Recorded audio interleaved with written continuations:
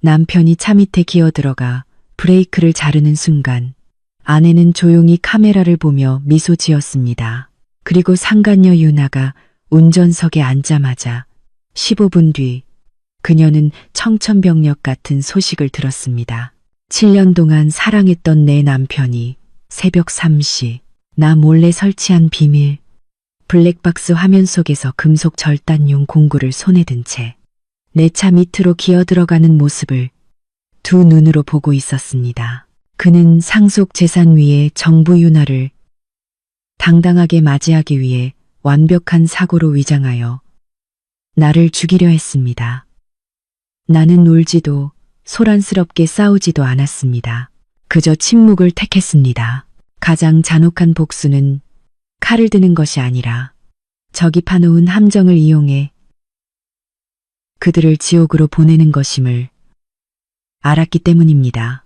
자, 이 비극적인 이야기를 함께 파헤쳐 봅시다. 벽시계는 새벽 3시를 가리키고 고요한 공간 속에서 초침 소리는 마치 내 가슴을 두드리는 망치 소리처럼 들렸습니다. 나는 서재에 웅크리고 앉아 있었고 컴퓨터 화면에 푸르스름한 불빛이 딱딱하게 굳은 내 무표정한 얼굴에 비쳤습니다. 옆에 둔 물잔의 얼음은 이미 다 녹아버린 채 내 심장처럼 차갑게 식어 있었습니다. 나는 잠을 이룰 수 없었습니다. 며칠 동안 불길한 예감이 내 속을 끊임없이 긁어댔습니다. 그 시작은 민준의 이상한 행동들이었습니다. 7년 동안 부엌 근처에도 오지 않던 남자가 갑자기 사흘 연속으로 따뜻한 우유를 침대까지 가져다주며 이전에는 유치하다고 생각했던 달콤하고 느끼한 말들을 늘어놓았습니다. 늘 업무 스트레스를 호소하던 남편이 갑자기 미래를 위한 대비라는 이유로 수십억 원의 보상금이 걸린 생명보험 서류에 서명할 것을 재촉했습니다. 나는 의심했지만 눈앞에 펼쳐진 진실은 내가 상상했던 것보다 수천 배는 더 잔혹했습니다.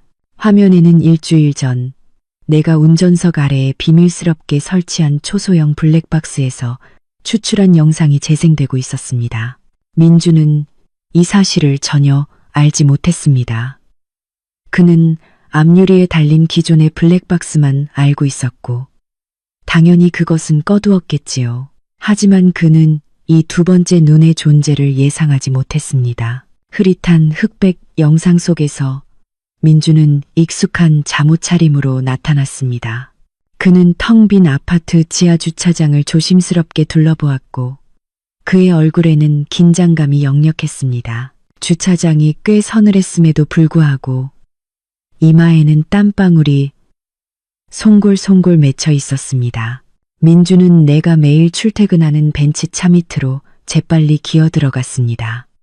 이 차는 아버지가 결혼 선물로 주신 것이었습니다. 손전등 불빛이 차 하부를 비추었고 그의 손은 떨렸지만 동작은 소름 끼칠 정도로 단호했습니다. 주머니에서 꺼낸 전문가용 금속 절단 가위. 짤깍 컴퓨터 스피커를 통해 들려온 아주 작은 소리였지만 내게는 총성처럼 크게 울렸습니다. 민주는 브레이크 오일 라인을 막 잘라낸 참이었습니다. 그는 완전히 끊지 않고 차량이 고속으로 달리거나 급제동을 반복할 때 오일 압력이 그 흠집을 찢어버릴 만큼 깊게만 집어놓았습니다. 브레이크는 서서히 작동을 멈출 것이고 운전자는 헛된 몸부림 속에 질주하게 될 것입니다. 이것은 기술적 결함으로 위장된 교통사고라는 완벽한 시나리오 속에 치밀하게 계산된 죽음의 덫이었습니다. 일을 마친 민주는 엉금엉금 기어 나와 이마에 땀을 닦고는 입가에 비릿한 미소를 지었습니다. 나는 한 번도 본 적 없는 그 미소. 그 미소는 방금 덫을 놓은 짐승의 회심, 탐욕, 그리고 잔혹함을 담고 있었습니다. 그는 손을 털고 엘리베이터 쪽으로 가벼운 발걸음을 옮겼고 그의 주인을 기다리는 관처럼 벤츠 차량만이 조용히 놓여 있었습니다. 나는 화면을 껐고 방은 짙은 어둠에 잠겼습니다. 나는 울지 않았습니다. 이상하게도 눈물 한 방울 나오지 않았습니다. 배신감의 고통은 공포와 역겨움에 삼켜져 버렸습니다. 옆방에서 깊은 잠에 빠져 있는 남자. 어젯밤 내 이마에 키스하며 잘 자라고 속삭였던 그 남자가 바로 나를 무덤으로 보내기 위해 시간을 세고 있는 살인자였습니다. 왜 그가 퍼주고 있는 젊고 아름답고 교활한 정부, 유나 때문일까? 아니면 아버지가 남기신 천문학적인 재산과 엄청난 보험금 때문일까? 아마도 둘 다일 것입니다. 민주는 탐욕스러웠습니다. 하지만 그는 또한 나약했습니다. 그는 빈손으로 이혼할 용기가 없었습니다. 그는 내 모든 돈과 유나의 애정을 원했습니다. 오한이 돋아 온몸에 소름이 돋았습니다. 나는 손톱이 살을 파고들 정도로 책상 모서리를 꽉 움켜쥐었습니다. 이 고통스러운 감각은 내가 아직 살아있다는 것을, 그리고 살아야 한다는 것을 상기시켜 주었습니다. 내가 지금 당장 그의 죄를 폭로한다면 그는 차를 수리 중이었다고 발뺌할 것입니다. 경찰에 신고한다면 그는 증거를 인멸하려 하거나 더 나쁘게는 무모한 행동을 할 것입니다. 그는 어둠 속에 있고 나는 빛 속에 있습니다. 그는 내 남편이고 나의 일정을 가장 잘 아는 사람입니다. 나를 죽이려 한다고? 그렇게 쉽게는 안 될 걸. 민준, 나는 갈라지고 차가운 목소리로 허공에 속삭였습니다. 내 머릿속에서 톱니바퀴가 돌아가기 시작했습니다. 나는 영상을 되감아 비밀 USB에 저장한 다음 컴퓨터에서 모든 접속 기록을 지웠습니다.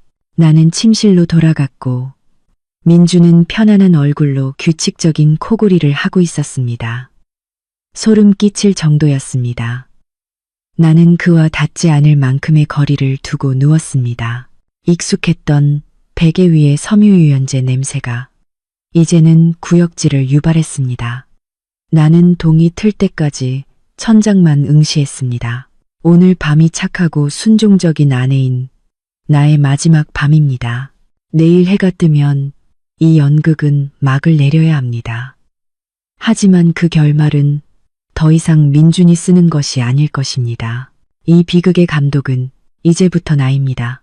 다음 날 아침, 밝은 햇살이 커튼 틈으로 비집고 들어왔지만 우리 집 식탁의 공기는 이상하리만큼 차가웠습니다.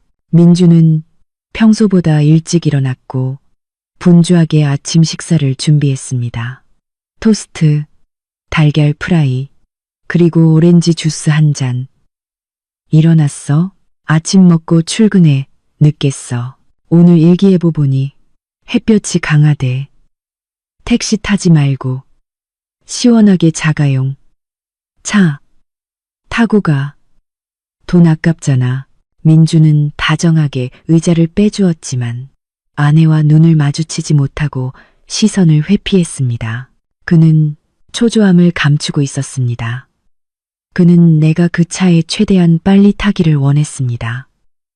내가 집에서 보내는 매 순간이 그에게는 불 위를 걷는 고통 같았을 테니까요.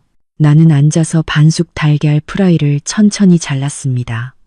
나의 평온한 태도에 민주는 약간의 불안감을 느꼈을 것입니다. 오늘은 좀 피곤하네. 나는 포크와 나이프를 내려놓고 손으로 관자놀이를 눌렀습니다. 어젯밤 에어컨이 너무 차가웠나 봐. 그냥 하루 쉴까 해. 민준의 얼굴색이 변했습니다.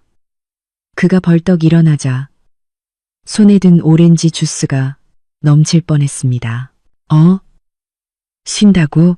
하지만 오늘 회사에 중요한 회의 있다고 했잖아. 무슨 계약서에 서명해야 한다고 하지 않았어.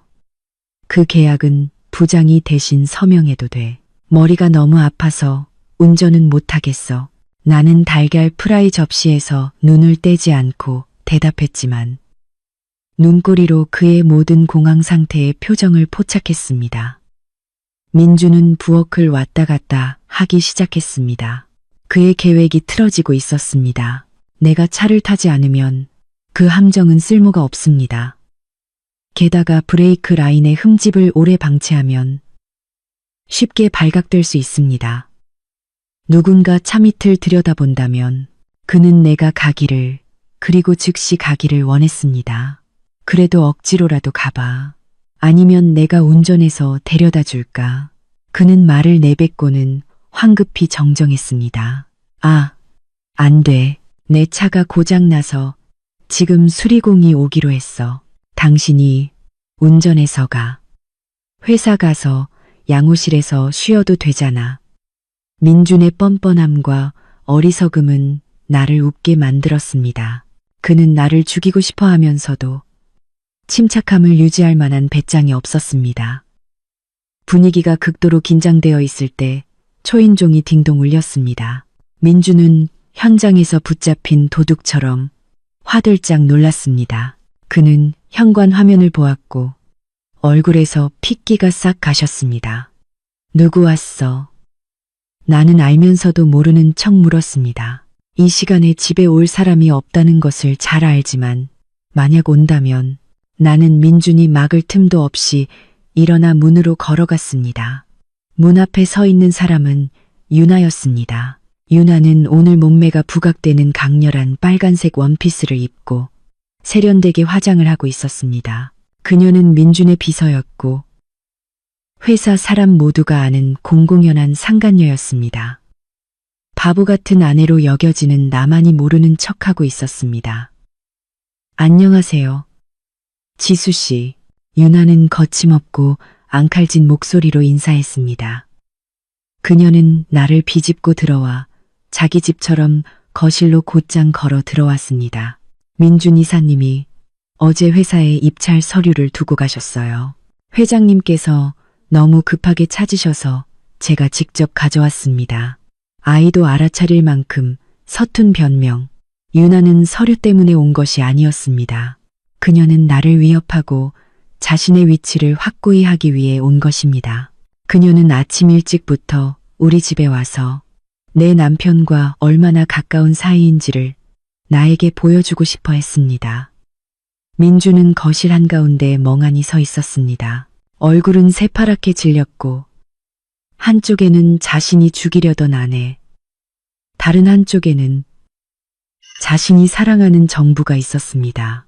아내의 죽음 이후에야 만날 수 있을 거라 생각했던 두 여자가 그가 전혀 예상치 못한 상황에서 마주친 것입니다. 유나야, 네가 왜 여기에 왔어? 메일로 보내라고 했잖아. 민주는 말을 더듬었습니다. 유나는 입술을 비죽 내밀며 얇은 서류철을 테이블 위에 던졌습니다. 무슨 메일이요? 아침부터 전화 불통이던데요. 혹시 아프신가 해서 와봤죠. 그러더니 그녀는 나를 곁눈질하며 도발적인 눈빛을 보냈습니다. 저 오늘 친구들이랑 가평으로 사진 찍으러 가는데 제 차가 정비 중이라서요. 민준 이사님, 이왕이면 이 멋진 벤츠 좀 빌려주세요. 어차피 집에 차도 많잖아요. 유나의 말은 민준에게 청천벽력 같았습니다. 그는 눈이 휘둥그레졌고 식은 땀을 비오듯 흘렸습니다. 안 돼. 민준이 목소리가 떨리는 비명을 질렀습니다. 유나는 깜짝 놀랐다가 곧바로 털을 곤두세웠습니다. 왜 안 돼요? 차가 아까우세요? 아니면 사모님이 싫어하실까 봐요. 그녀는 나를 향해 비웃었습니다. 지수 씨는 그렇게 옹졸한 분은 아니시겠죠. 이 차도 몇 년 타셨으니 낡았잖아요. 하루 빌려 간다고 닳는 것도 아닌데 뭘. 나는 팔짱을 끼고 벽에 기대어 유나는 자신의 오만함 때문에 스스로 무덤을 파고 있었고 민주는 생사를 가르는 선택의 기로에 서 있었습니다. 그는 브레이크가 고장났다고 말할 수 없었습니다. 그것은 아내를 살해하려던 음모를 폭로하는 것이기 때문입니다. 하지만 만약 빌려준다면 죽는 사람은 유나가 될 것입니다. 민주는 나를 바라보고 유나를 바라보며 그의 눈빛은 절망 속에서 흔들렸습니다.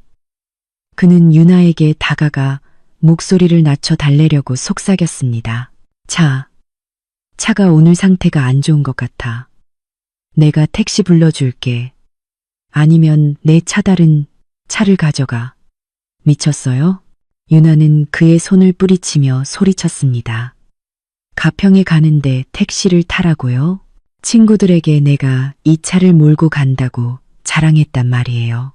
나를 망신시키는 것도 정도가 있죠. 빨리 키 내놔요.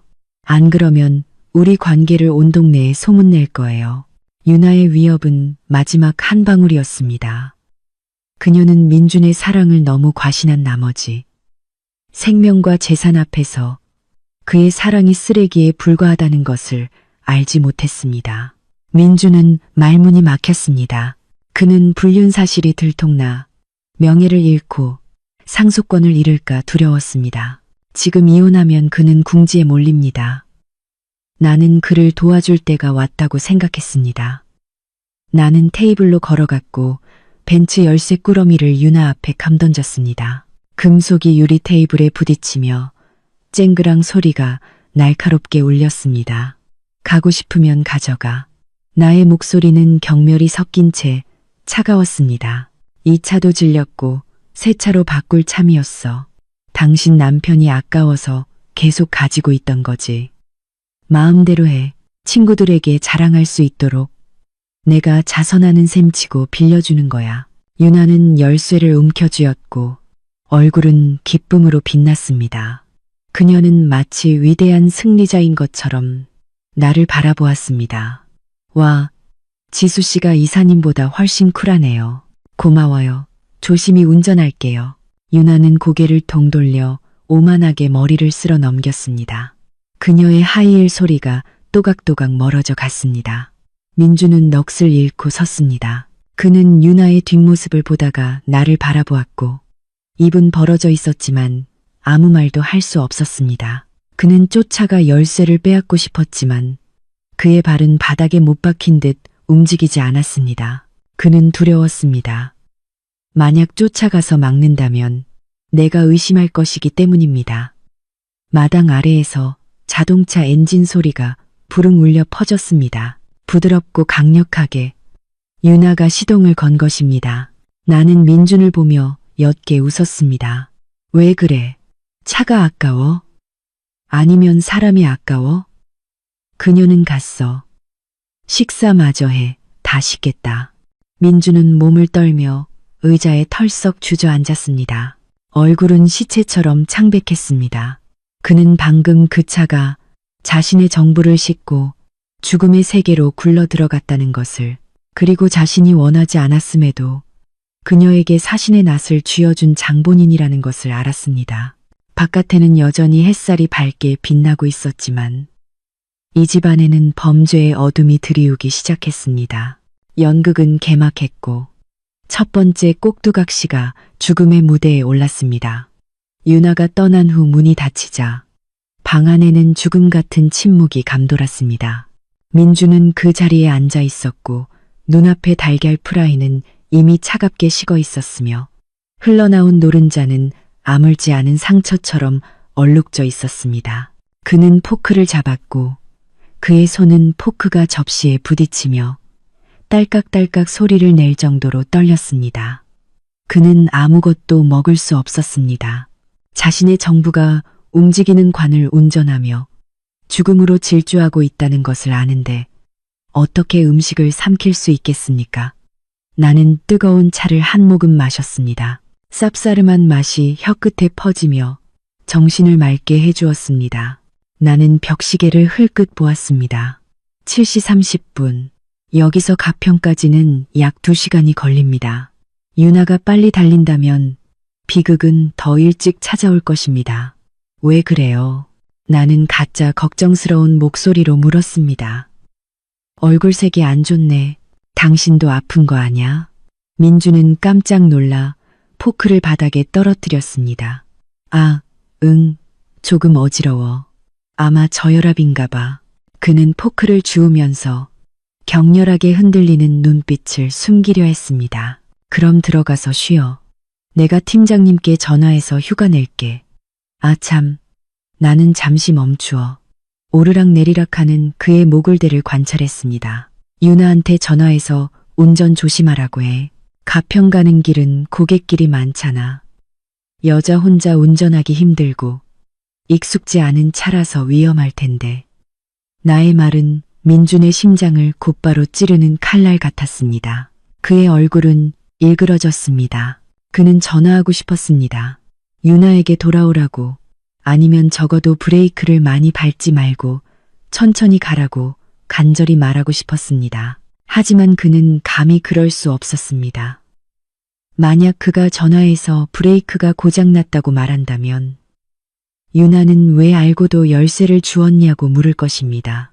명확하게 말하지 않으면 유나의 오만한 성격상 듣지도 않을 것입니다. 응. 이따가 전화할게. 응. 그는 중얼거리더니 마치 도망치듯 침실로 들어가 문을 쾅 닫았습니다. 나는 혼자 남아 여유롭게 아침 식사를 마쳤습니다. 이상하게도 식욕이 좋았습니다. 나는 휴대폰을 꺼내 벤치에 미리 설치해둔 GPS 추적 앱을 열었습니다. 빨간 점이 강변북로를 따라 빠르게 이동하고 있었습니다. 속도는 시속 80km. 유나는 매우 신이 나 있었습니다.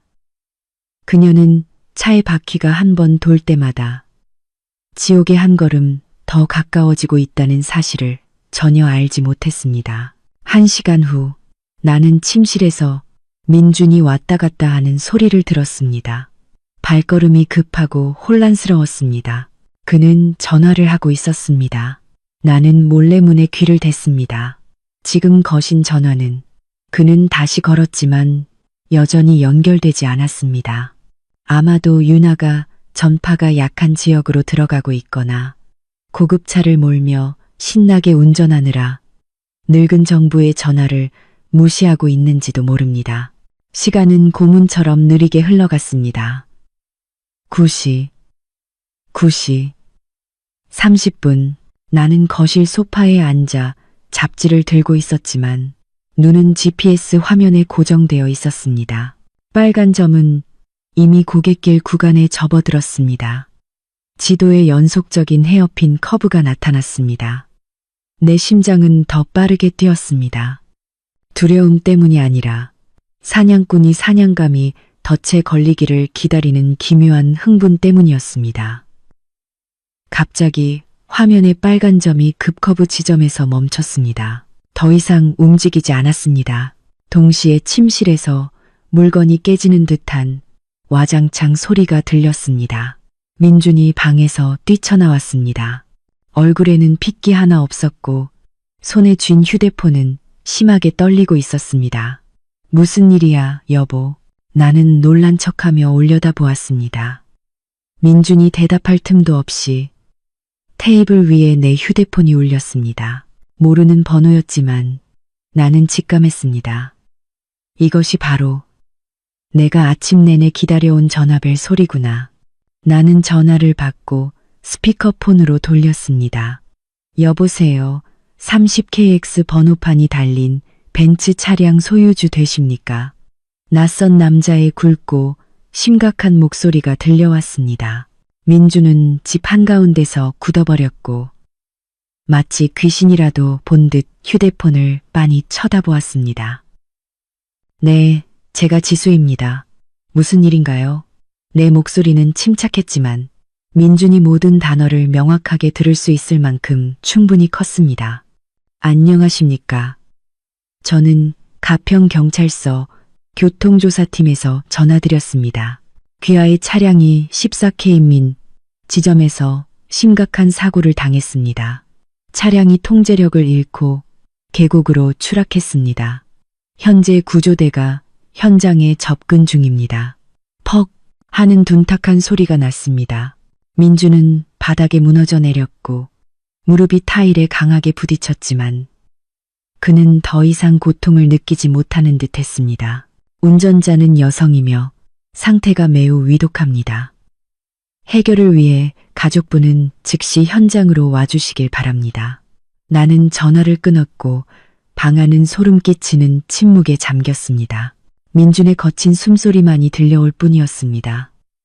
그는 바닥에 주저앉아 두 손으로 머리를 감싸 안았고 나는 일어서서 그에게 다가갔습니다. 내 발치에서 산산조각 나고 있는 비참한 살인자 남편을 내려다보았습니다. 들었어? 나는 아주 가벼운 목소리로 물었습니다. 유나가 내 차로 사고를 당했대. 어쩜 이렇게 우연일까? 민주는 나를 올려다보았고 그의 충혈된 눈에는 고통, 공포, 그리고 나의 잔혹할 만큼 평온한 모습에 대한 경악이 뒤섞여 있었습니다. 그는 무언가 말하려 했지만 입술만 맴돌 뿐 소리가 나오지 않았습니다. 그는 진정한 악몽이 이제 막 시작되었음을 알고 있었습니다. 가평으로 가는 길은 짙은 안개에 휩싸여 있었습니다. 나는 예비 차량을 운전했고 민주는 조수석에 앉았습니다. 그는 내내 침묵했고 머리를 창문에 기댄 채 길가에 솟아오른 절벽을 멍하니 바라보았습니다. 그는 무엇을 생각하고 있을까요? 정부에 대한 후회와 슬픔? 아니면 자신의 범죄가 곧 드러날 것에 대한 두려움? 우리가 현장에 도착했을 때 사고 현장은 이미 통제선으로 봉쇄되어 있었습니다. 한때 나의 자랑이었던 흰색 벤츠는 이제 수백 미터 깊이의 계곡 아래에 찌그러진 고철 덩어리로 변해 있었습니다. 크레인이 차의 잔해를 인양하고 있었고 금속이 찢어지는 소리는 소름 끼칠 정도였습니다. 민주는 내가 브레이크를 밟자마자 차에서 뛰쳐나와 술 취한 사람처럼 비틀거리며 경찰 통제선 쪽으로 달려갔습니다. 그녀는요. 운전자는 어디 있어요? 민주는 경찰관의 팔을 잡고 소리쳤습니다. 진정하십시오. 피해자는 이미 도립병원으로 이송되었지만 경찰관은 머뭇거리며 곤란한 눈빛을 보냈습니다. 상황이 매우 안 좋습니다. 충격이 너무 강했고 높은 곳에서 떨어졌습니다. 민주는 손을 놓고 몇 걸음 물러서더니 길가에 주저앉았습니다. 그는 울었습니다. 야윈 얼굴에 남자의 눈물이 흘러내렸습니다. 외부인이 보기에는 가까운 사람의 사고 앞에 너무나 고통스러워하는 친구나 형제로 보였을 것입니다. 나만이 알았습니다. 그것은 자신이 직접 벼랑 끝으로 밀어넣은 희생자를 위해 우는 살인자의 눈물이라는 것을. 그리고 아이러니하게도 그 희생자는 바로 자신이 사랑했던 사람이었습니다. 나는 그의 옆으로 다가가 차가운 손을 민준의 어깨에 올려놓았습니다. 그는 소스라치게 놀랐습니다. 그렇게 마음이 아파요?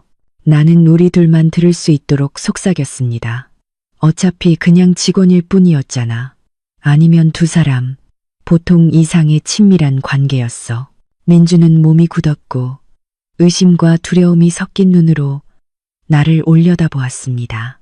그는 황급히 눈물을 닦고 일어서서 옷매무새를 다듬었습니다. 무슨 말도 안 되는 소리를 하는 거야.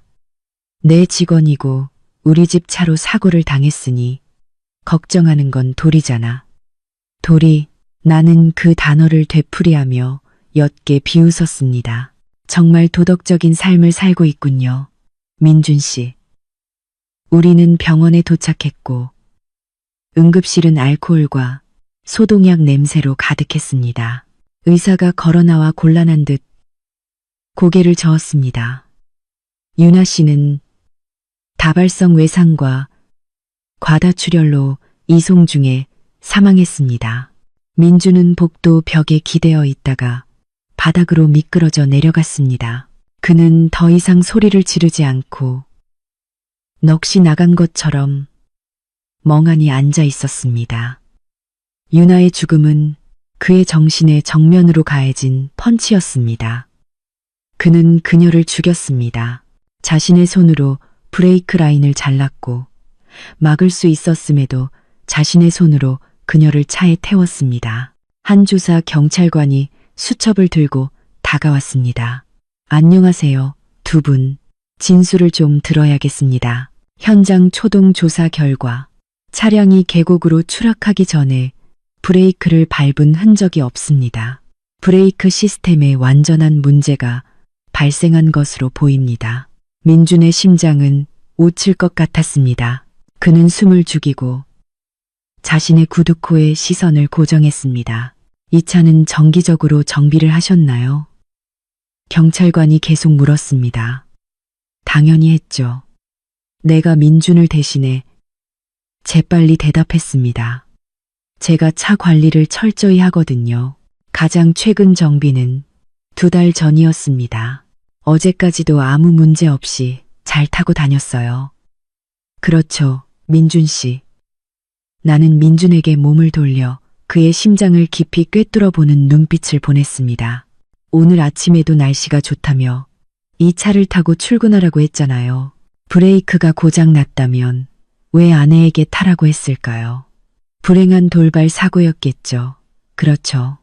민준은 나를 올려다보았고 식은땀을 비오듯 흘렸습니다. 그는 내가 무엇을 하고 있는지 이해했습니다. 내가 그를 비난하고 있지만 옹호하는 가면을 쓰고 있다는 것을, 만약 그가 차에 문제가 있었다고 인정하면 그는 고장난 차의 아내를 태우려 한 의도가 드러날 것입니다. 만약 그가 차가 좋았다고 말하면 유나의 죽음은 사고로 처리되겠지만 그의 양심은 영원히 찢겨질 것입니다. 아, 응. 차는 괜찮았어. 민주는 쉰 목소리로 중얼거렸습니다. 아마 유나가 운전을 미숙하게 해서 대처를 잘 못했을 거야. 그는 죽은 사람에게 책임을 전가했습니다. 비겁함의 극치였습니다. 경찰관은 고개를 끄덕이며 메모했습니다. 정확한 원인을 찾기 위해 차량을 정밀 감정할 것입니다. 만약 고의적인 파손의 흔적이 발견된다면 사건은 형사사건으로 전환될 것입니다. 파손과 형사사건이라는 두 단어에 민준의 얼굴은 핏기 하나 없이 변했습니다. 그는 전문가용 가위로 낸 그 흠집이 저절로 생길 수 없다는 것을 알고 있었습니다.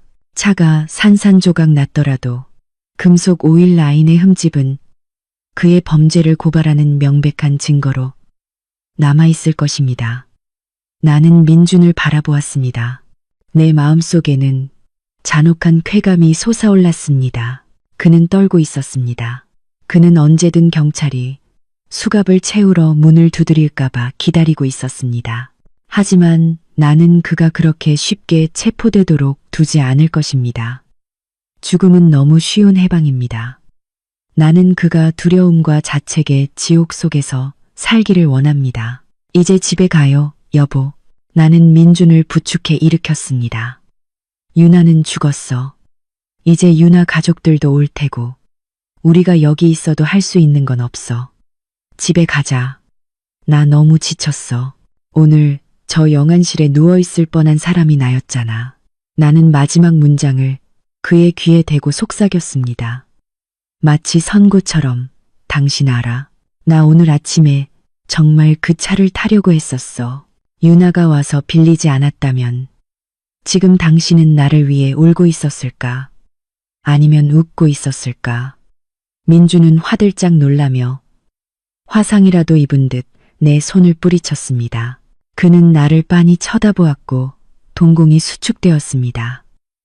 그 순간 그는 유나의 죽음보다 더 끔찍한 진실을 어렴풋이 깨달았습니다. 내가 모든 것을 알고 있다는 사실을. 하지만 나는 이미 등을 돌리고 걸어 나갔습니다. 그는 차가운 병원 복도에 홀로 남겨졌고 방금 죽은 정부의 망령과 자신의 삶을 애워싸는 죄책감의 어둠에 갇혔습니다. 사흘 후 유나의 장례식은 비가 쏟아지는 날에 열렸습니다. 서울의 하늘은 지금 민준의 얼굴처럼 잿빛이었습니다. 그는 가고 싶지 않았습니다.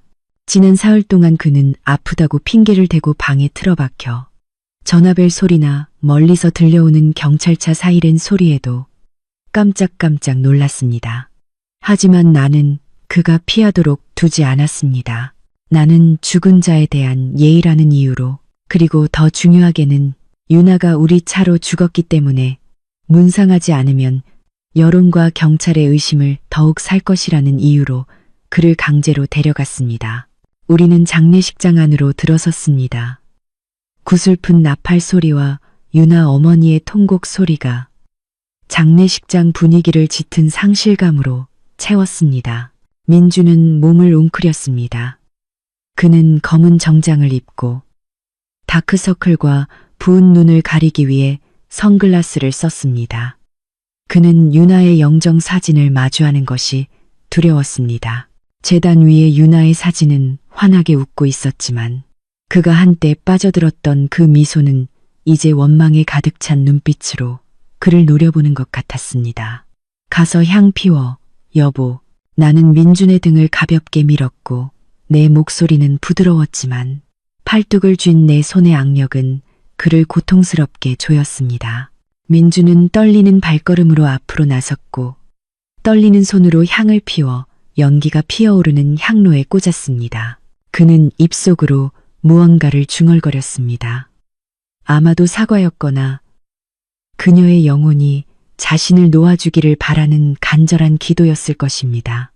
우리가 막 돌아서려 할 때 고독하고 단호한 표정의 중년 남자가 다가와 길을 막았습니다.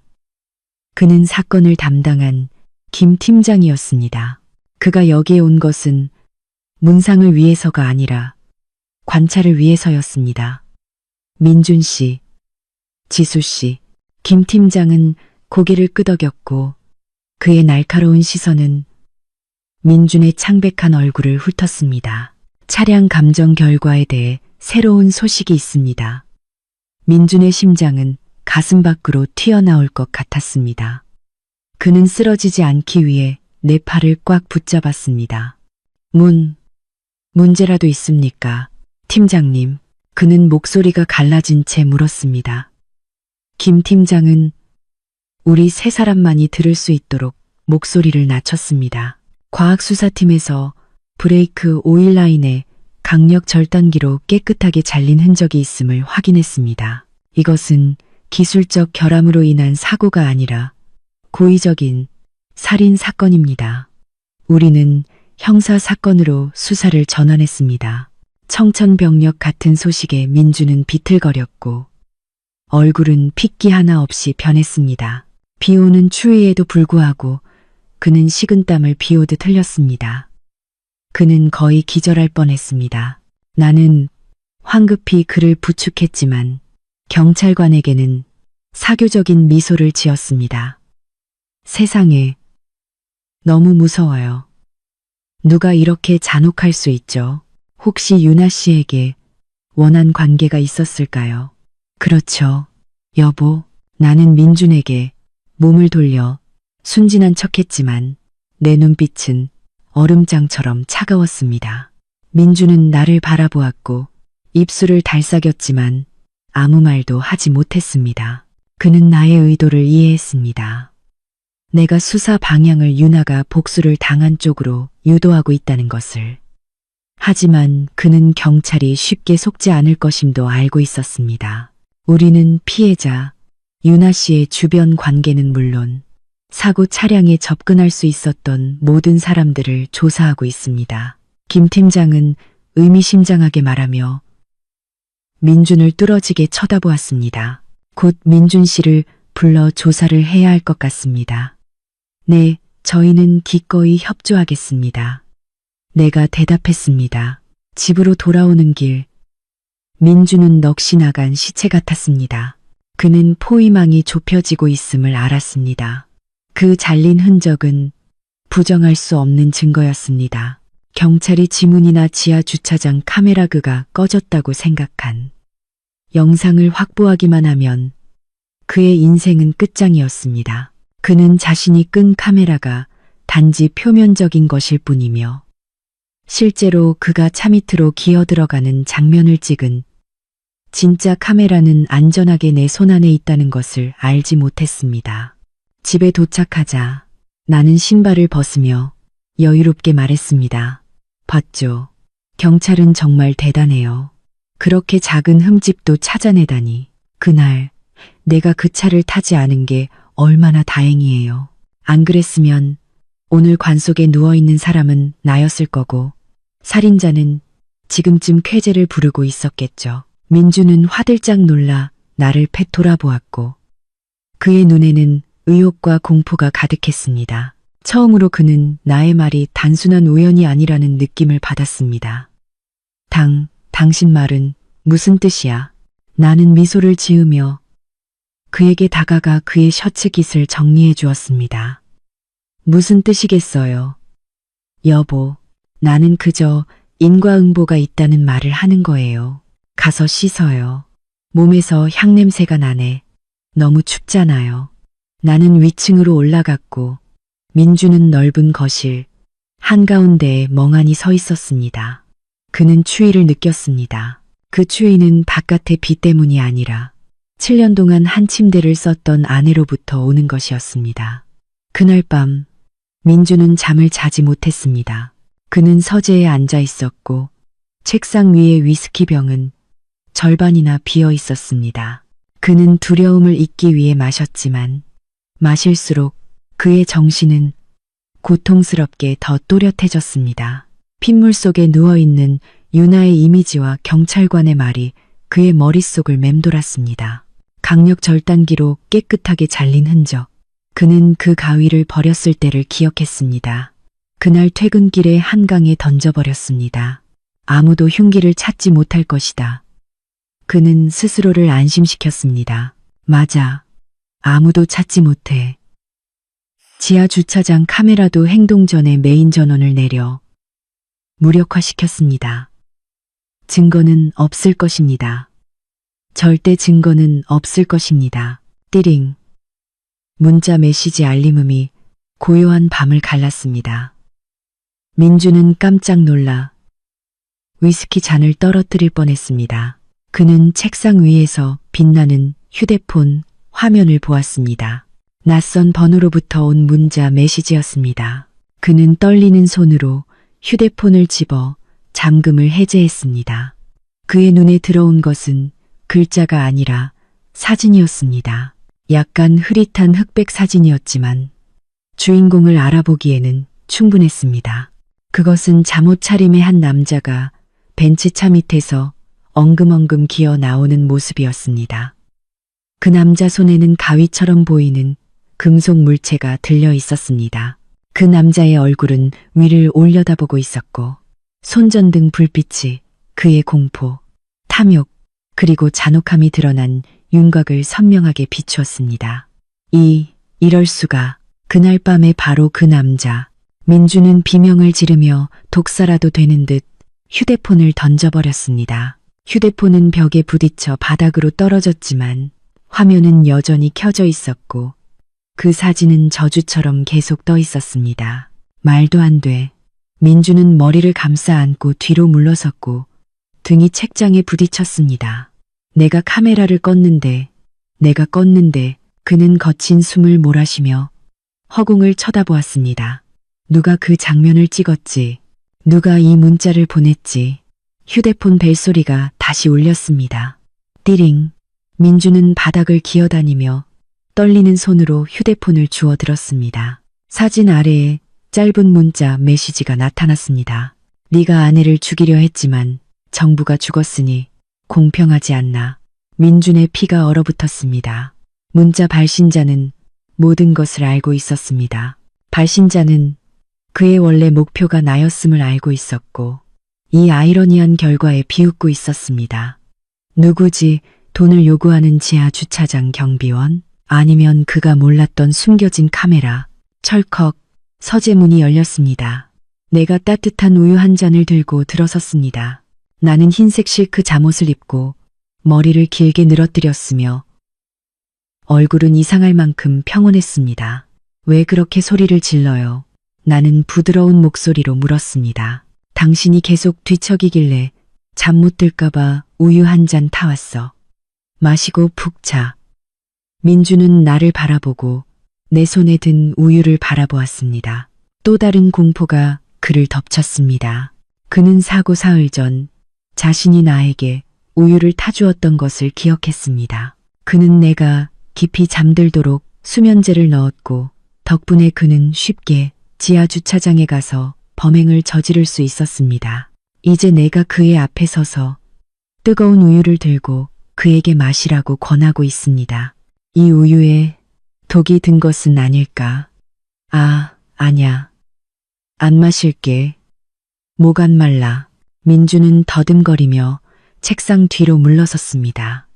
나는 그의 휴대폰, 바로 옆 책상 위에 우유잔을 내려놓았습니다. 나는 그의 화면을 흘끗 보았지만 아무것도 못 본 척했습니다. 왜 그래? 따뜻한 우유는 신경 안정에 좋잖아. 요즘 당신 너무 긴장하는 것 같아. 조금이라도 마셔. 아니면 내가 뭘 넣었을까봐 무서워. 나의 질문은 그의 심장을 꿰뚫었고 민주는 소스라치게 놀랐습니다. 그는 나를 빤히 쳐다보며 아내의 얼굴에서 살기를 찾으려 했지만 보이는 것은 소름 끼칠 만큼 다정한 모습뿐이었습니다.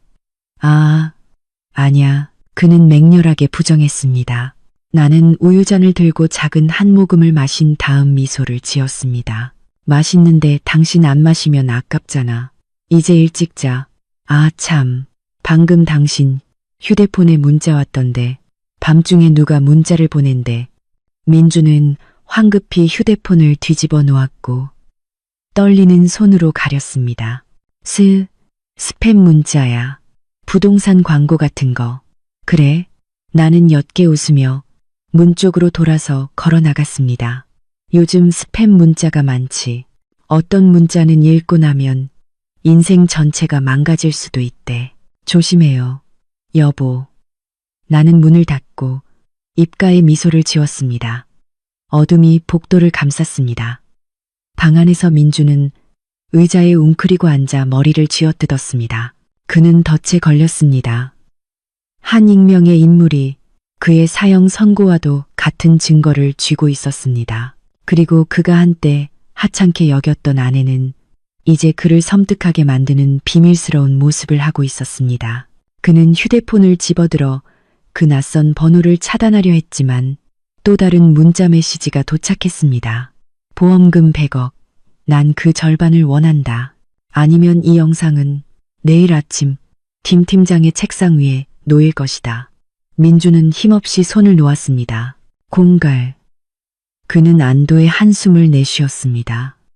익명의 발신자의 동기를 알게 되었기 때문입니다. 하지만 동시에 그는 절망했습니다. 자신이 타인에게 착취당하는 젖소가 되었다는 사실에. 그러나 그는 자신을 공갈하는 사람이 돈을 원하지 않는다는 것을 몰랐습니다. 그 사람은 바로 옆방에 누워 휴대폰 화면을 보며 먹이를 고갈시킬 때까지 괴롭히는 게임을 시작하고 있었습니다. 돈은 핑계일 뿐 파멸이 최종 목표였습니다. 다음 날 아침 민주는 깊게 팬 다크서클과 함께 일어났습니다. 그는 밤새도록 계산했습니다. 공갈범은 50억 원을 요구했습니다. 그가 회사에서 빼돌린 비자금과 주식 투자로 모은 비밀 계좌를 긁어 모아도 20억 원이 조금 넘었습니다. 30억 원이 부족했습니다. 시한은 24시간. 돈을 채우지 못하면 그가 차 밑으로 기어들어가 브레이크 라인을 자르는 영상이 김 팀장의 책상 위에 놓일 것입니다. 그는 더 이상 물러설 곳이 없었습니다. 그는 화장대 앞에서 머리를 빗고 있는 나를 바라보았습니다. 나는 단정한 크림색 원피스를 입고 있었고 아무 일도 없었다는 듯 평온한 표정을 짓고 있었습니다. 그는 침을 삼켰습니다. 목이 메었습니다. 그는 나에게 돈을 빌려달라고 말해야 했습니다. 자신이 죽이려 했던 사람에게 그 살인 시도를 숨기기 위해 돈을 빌려달라고. 굴욕감과 공포가 뒤섞여 손발이 떨렸습니다. 지수야. 민준이 갈라진 목소리로 입을 열었습니다. 왜 그래? 여보. 나는 빗을 내려놓고 돌아보며 다정하게 미소 지었습니다. 민주는 나의 시선을 피하며 더듬거렸습니다. 나 할 말이 있어. 당신한테 혹시 30억만 빌릴 수 있을까? 나는 눈썹을 치켜 올리며 최대한 놀란 척했습니다. 30억? 그렇게 큰 돈이 왜 갑자기 필요해? 지난달에는 주식 투자 수익이 좋다고 하지 않았어? 민주는 고개를 숙였습니다. 그는 미리 거짓말 시나리오를 준비했지만 나의 맑은 눈빛을 마주하자 여전히 양심의 가책을 느꼈습니다. 사실 내가 실수했어. 친구들 꼬임에 넘어가서 온라인 도박에 빠졌는데 돈을 다 잃었어. 지금 채권자들이 너무 심하게 독촉하고 있어. 회사 평판과 우리 가족 명예에 먹칠을 하겠다고 협박하고 있어. 나는 침묵했습니다.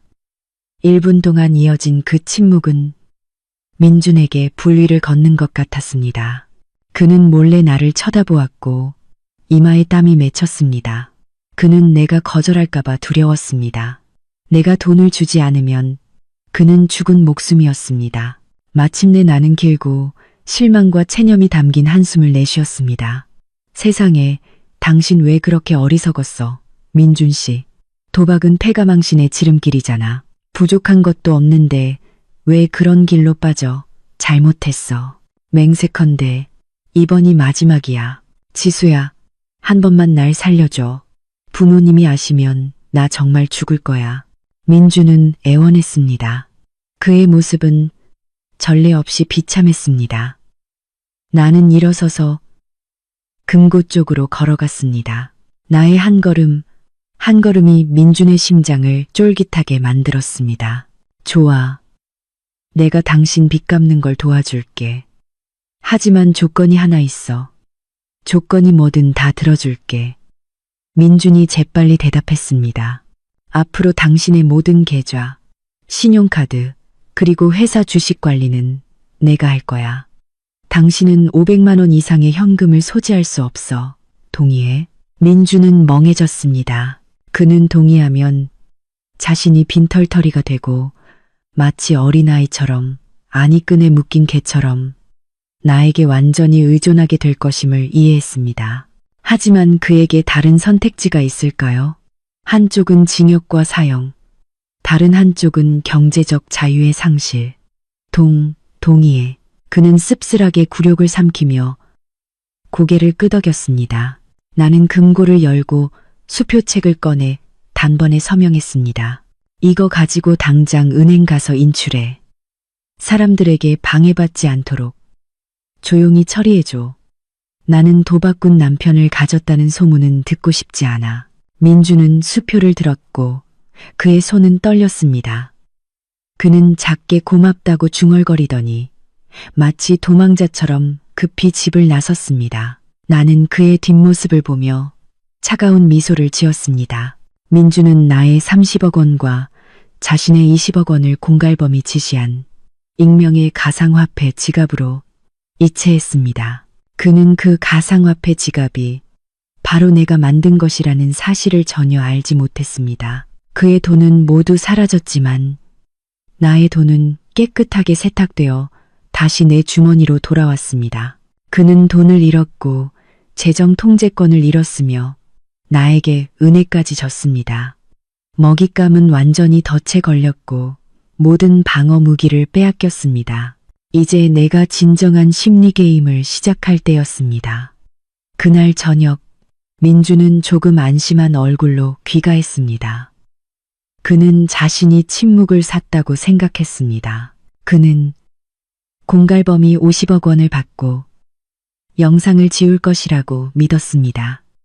그의 순진함은 나를 웃게 만들었습니다. 저녁 식사가 차려졌습니다. 나는 그가 가장 좋아하는 베프 부르기뇽, 비프 벌기뇽을 만들었습니다. 많이 먹고 기운 차려요. 빚 문제는 이제 끝났으니 돈으로 사람을 대신했다고 생각해요. 나는 세상에서 가장 다정한 아내인 것처럼 그에게 음식을 덜어주었습니다. 민주는 고개를 끄덕이고 고기를 입에 넣었지만 몇 번 씹다가 멈췄습니다. 그는 코를 킁킁거렸습니다. 공기 중에 은은한 향이 감돌았습니다. 치자꽃과 사향이 섞인 강렬하고 매혹적인 아주 특징적이고 익숙한 향. 그것은 디올의 펫도르 향수 냄새였습니다. 유나가 매일 사용하던 향수. 민주는 젓가락을 내려놓았고 얼굴이 변했습니다. 그는 당황한 눈빛으로 식당을 둘러보았습니다. 당신 무슨 향수 뿌렸어? 나는 눈을 크게 뜨며 놀란 척했습니다. 향수? 나 아무것도 안 썼는데 집에서 요리 냄새 배는데 향수를 왜 뿌려? 아니야, 분명히 냄새가 나.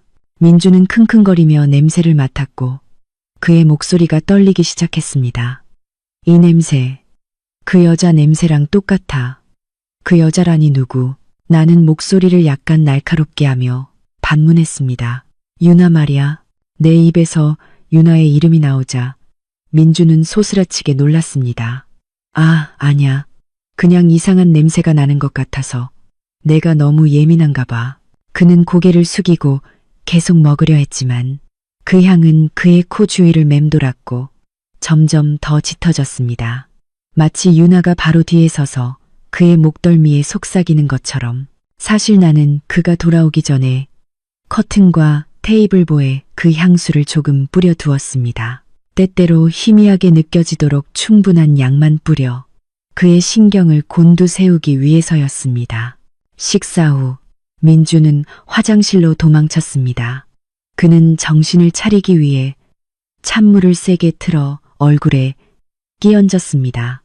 그는 스스로에게 최면을 걸었습니다. 나는 집착하는 거야. 유나는 죽었어. 계곡 아래에서 산산조각 났어. 그녀가 여기에 있을 리 없어. 하지만 그가 침실로 들어섰을 때 악몽은 다시 시작되었습니다. 그의 베개 위에 작은 빨간 물체가 놓여 있었습니다. 그는 다가가 집어들었습니다. 그것은 귀걸이였습니다. 피처럼 붉은 루비 보석이 박힌 귀걸이. 이 귀걸이는 지난달 유나의 생일 때 그가 선물한 것이었습니다. 그는 정확히 기억했습니다. 자신이 호텔에서 직접 그녀에게 달아주었기 때문입니다. 왜 그것이 우리 부부의 침실, 그의 베개 위에 놓여 있는 것일까요? 악! 민주는 비명을 지르며 귀걸이를 바닥에 던졌습니다. 나는 문을 열고 뛰어들어왔고 얼굴에는 극도의 공포가 서려 있었습니다. 왜 소리를 질러? 민주는 바닥을 가리키며 더듬거렸습니다. 저 귀걸이가 어디서 났어? 왜 여기에 있는 거야? 나는 몸을 숙여 귀걸이를 집어들고 손 안에서 빙글빙글 돌리며 살펴보았습니다. 이거 예쁘네. 누구 거지? 가정부가 청소하다가 어디서 주워서 여기 둔 건가? 아니면 나는 눈을 가늘게 뜨고 날카로운 눈빛으로 민준을 쳐다보았습니다. 당신, 내가 없을 때 다른 여자를 집에 데려왔어? 아냐, 맹세컨대 아냐. 민준은 손을 흔들며 맹렬히 부인했습니다. 그의 얼굴은 핏기 하나 없었습니다. 그는 그것이 유나의 것이라고 말할 수 없었습니다. 그것은 불륜을 인정하는 것이고 자백이 될 것이기 때문입니다. 하지만 그는 이 귀걸이가 저절로 나타날 수 없다는 것을 분명히 알고 있었습니다. 공갈범, 유나의 유령, 아니면 지수? 그는 의심 가득한 눈으로 나를 바라보았지만 나의 얼굴은 질투심이 섞인 너무나 평범한 순진함을 유지하고 있었습니다. 나는 연기를 너무 잘해서 그 자신조차도 자신의 추측을 흔들 수밖에 없었습니다. 알았어. 내일 가정부에게 다시 물어볼게. 나는 귀걸이를 침대 옆 서랍에 넣었습니다. 당신 꼭 미쳐버릴 것 같아 보여. 그날 밤 민주는 침대 모서리에 웅크리고 누워 이불을 머리끝까지 뒤집었었습니다. 그는 감히 눈을 감지 못했습니다. 어둠 속에서 시계 초침 소리가 죽음의 카운트다운처럼 들렸습니다. 희미한 향수 냄새, 피처럼 붉은 귀걸이의 이미지, 그리고 누군가의 시선이 자신의 목덜미에 꽂혀 있는 느낌. 그는 내가 바로 옆에 누워 그의 거친 숨소리를 하나하나 들으며 미소 짓고 있다는 사실을 알지 못했습니다. 나는 유나가 회사에서 짐을 정리하는 것을 돕는 걱정하는 사모님 행세를 하며 그녀의 핸드백에서 그 귀걸이를 가져왔습니다. 다음 날 아침, 민준의 정신 상태가 가장 바닥일 때 초인종이 울렸습니다. 김 팀장이었습니다. 이번에는 2명의 경찰관도 함께였고 그들의 표정은 매우 심각했습니다. 민준 씨, 김 팀장은 더 이상 사교적인 태도를 취하지 않았습니다. 몇 가지 새로운 사실을 확인하기 위해 본서로 동행해 주셔야겠습니다. 차량 블랙박스에서 녹음된 음성 파일을 복구했습니다. 피해자가 계곡으로 추락하기 직전에 누군가에게 전화를 건 것 같습니다. 민준의 다리가 풀렸습니다. 그는 문틀을 붙잡고 절망적으로 나를 쳐다보았습니다. 나는 그의 뒤에 서서 어깨를 토닥였습니다. 걱정 마요. 떳떳하면 두려울 게 없잖아. 내가 변호사를 불러줄게. 하지만 나는 속으로 생각했습니다. 가, 내 사랑. 이제야말로 큰 연극의 막이 내릴 시간이야. 가평 경찰서. 이맘때쯤은 팽팽한 긴장감이 감돌았습니다. 바깥은 이미 어두컴컴했고 산악 지역의 보슬비는 추위를 더욱 뼛속 깊이 파고들게 했습니다. 하지만 그 추위는 3번 신문실 내부의 분위기에 비하면 아무것도 아니었습니다. 가로 15제곱미터도 채 안 되는 방. 회색 페인트가 벗겨진 내 벽은 숨 막힐 듯한 답답함을 주었습니다. 낡은 나무 테이블 하나가 두세 개를 갈라놓고 있었습니다. 한쪽은 정의, 다른 한쪽은 용의자. 민주는 딱딱한 나무 의자에 웅크리고 앉아 있었고 두 손은 테이블 위에 깍지를 낀 채 너무 세게 쥐어 손가락 마디가 하얗게 질려 있었습니다. 그는 이곳에 4시간 동안 앉아 있었습니다. 먹지도 마시지도 않은 채 머리 위에서 삐걱거리는 선풍기 소리만이 죽음의 시계 카운트다운처럼 들릴 뿐이었습니다.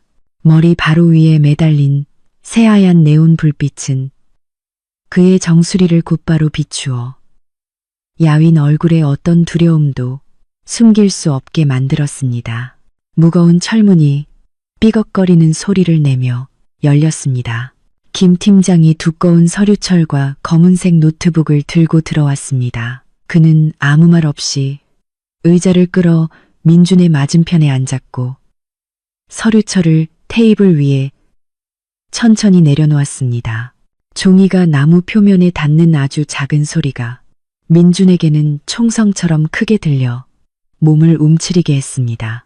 김 팀장은 신문을 서두르지 않고 담배를 꺼내 불을 붙이고 길게 한 모금 빨아들인 다음 연기를 천장으로 내뿜었습니다. 매캐한 담배 냄새가 방의 곰팡내와 섞여 구금의 특유한 냄새를 만들어냈습니다. 그는 얇은 담배 연기 너머로 민준을 바라보았고 날카로운 시선은 앞에 있는 남자의 어두운 속마음을 꿰뚫어 보려는 듯 훑어내렸습니다. 민준 씨, 물 좀 마시겠어요. 김 팀장의 목소리는 낮고 탁했으며 아무런 감정도 담겨 있지 않았습니다. 민준은 침을 삼켰습니다. 목은 사막처럼 말랐지만 그는 고개를 저었습니다. 그는 두려웠습니다. 물을 마시려다가 손이 떨려 컵을 쏟으면 자신의 나약함이 드러날까봐. 좋아요. 바로 본론으로 들어갑시다.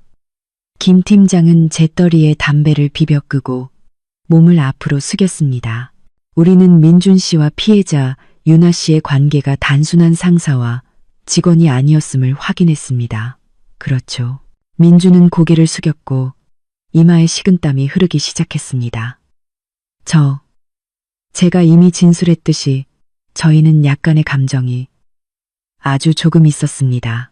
김 팀장은 옅게 웃으며 사진 몇 장을 테이블에 던졌습니다. 당신이 말한 약간의 감정에는 유나 씨에게 고급 아파트를 빌려주고 매달 수천만 원을 송금하며 당신의 아내가 집에서 일하는 동안 그녀와 5성급 호텔에서 휴가를 보내는 것까지 포함됩니까? 민준 씨, 당신의 약간은 너무나 비쌌군요. 민준은 침묵했습니다. 그는 명백한 증거 앞에서 부정할 수 없었습니다. 한 가정의 가장이자 지위 있는 남자가 비싼 정부를 키우고 있었습니다.